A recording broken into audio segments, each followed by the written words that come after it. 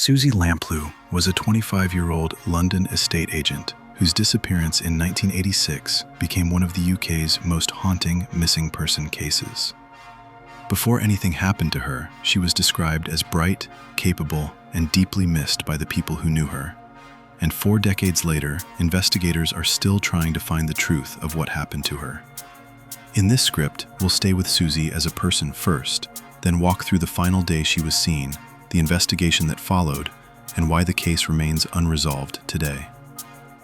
Suzy Lamplugh worked for a southwest London estate agency and was last seen on Monday, 28 July 1986, after leaving her office at about 12:40 p.m. That ordinary workday became the point where her life and the lives of her family changed forever. The case drew huge public attention at the time, and it remains one of the Metropolitan Police's oldest open murder investigations. What happened after Suzy left work is still the central mystery. Police say she was presumed abducted and murdered, and she was legally declared dead in 1993. Her car was later found abandoned, and the disappearance quickly escalated from a missing person inquiry into a major criminal investigation. Over the years, detectives developed a prime suspect, John Cannan. Police arrested him in 2000, but they did not gather enough evidence to charge him with Lamplugh's murder.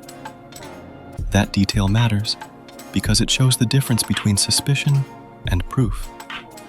Investigators believed they were looking in the right direction, but the evidence they needed either was not there, was not preserved in a usable way, or could not be connected strongly enough to a charge. The emotional weight of the case has stayed with police too.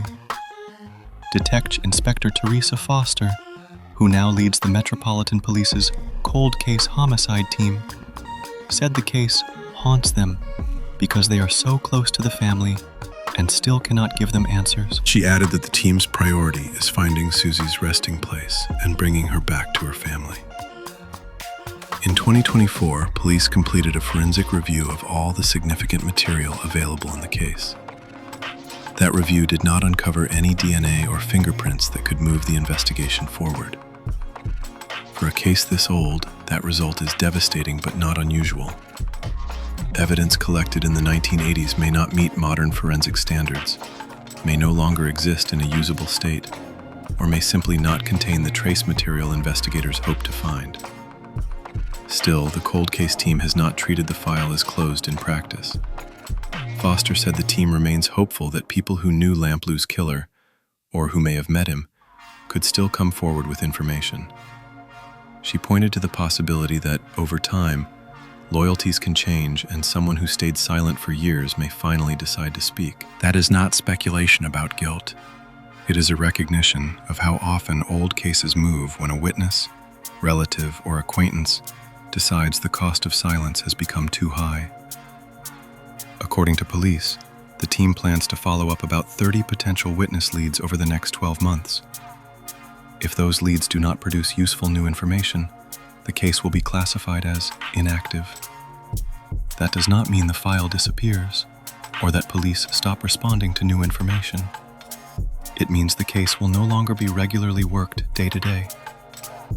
The reason the investigation went cold is a combination of age, evidence limits, and the difficulty of proving a historic homicide without a body or fresh forensic links.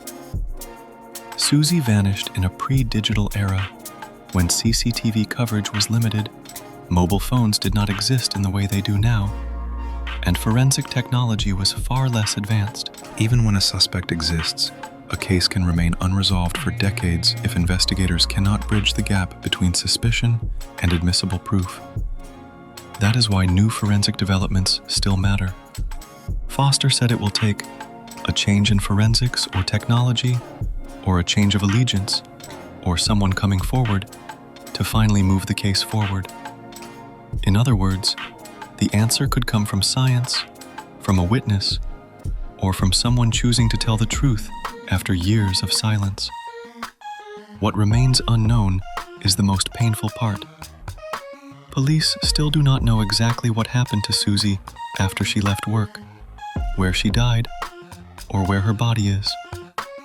They also do not have the evidence needed to bring a homicide charge in a case that has lived for 40 years in the public memory and in her family's private grief. And that is what makes this case endure. Not just that Suzy Lamplugh disappeared, but that so much of her story has been trapped in the space between what investigators believe and what they can prove. 4 decades later, the question is still the same one her family has lived with all this time. What happened to Suzy after she walked out of that office on a summer afternoon in 1986? If you were living through this case in 1986, what do you think would have been the hardest part for the public to understand? The lack of answers, the lack of evidence, or the fact that the case is still unresolved today?